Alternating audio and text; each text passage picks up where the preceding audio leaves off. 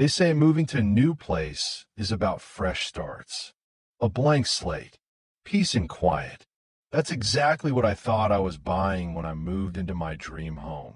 Complete with a backyard pool nestled beneath the palms, the smell of chlorine and citrus in the air, and the promise of serenity. What I didn't know was that I'd bought that serenity right next door to Karen. Karen wasn't her real name, but it might as well have been. She had the perfectly pressed sundresses, oversized sunglasses, and a glare that could scorch asphalt. She moved into the neighborhood a month after I did, with a husband who barely spoke and a Pomeranian that never stopped barking. It all started with a gate. My pool is fully enclosed, key-locked, up to code. I even paid to install a sound-dampening fence so neighbors wouldn't complain about splashing. One morning, I came outside to find Karen and her designer tote standing just outside the gate. "Excuse me," she called. "The pool isn't open yet." I blinked. "Open." She gestured at the pool like it was a public park. "Yes, for the HOA. What time does it open?" I wanted to swim some laps before my Pilates class. I looked from her to the gate. "This is my private pool." That's when she laughed. "Oh, honey, if it's in the neighborhood, it's covered under community use." That was strike one. Strike two came later that week. I came home from work to find wet footprints leading from the pool to my back steps.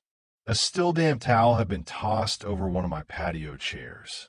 A half-empty bottle of sparkling water, not mine, sat by the edge. I checked the footage. Karen had hopped the fence. Midday, in full view of the street. She swam for 45 minutes like she owned the place. I tried to handle it diplomatically. I printed out a letter. Very polite. I even used clip art.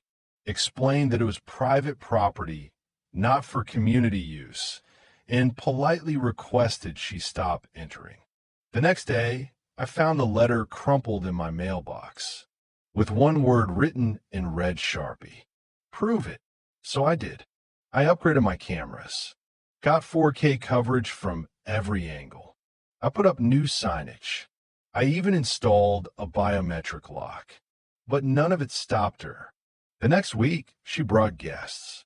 3 women in sun hats and matching tote bags, all lounging like it was a country club. One of them even plugged her phone in my outdoor outlet to charge. I called the HOA, left 3 voicemails. Nothing. So I called the cops.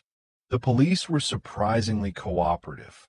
"Sounds like criminal trespass," the officer said after I showed him the footage.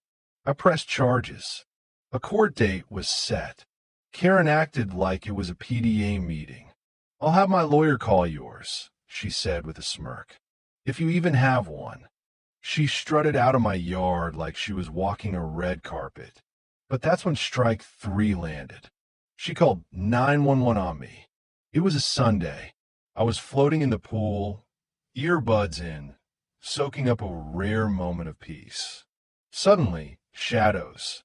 2 police officers stood at my gate. We got a report of unauthorized use of community facilities. I couldn't believe it.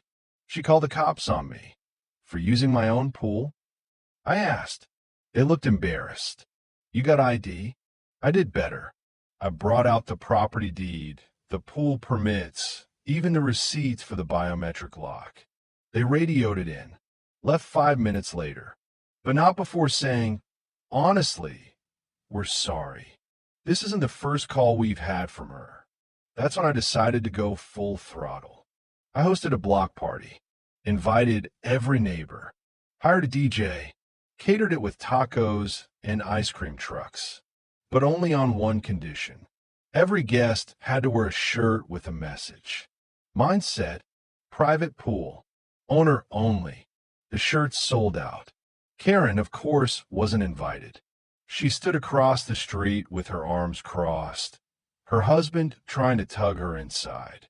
She was seething, but the HOA, they were thrilled. Turns out, Karen had ruffled more than a few feathers with her neighborhood improvement ideas. The board quietly opened an internal review. A month later, Karen got an official warning. 2 months later, she sold her house. And the new neighbors? They brought over brownies and asked permission to use the pool.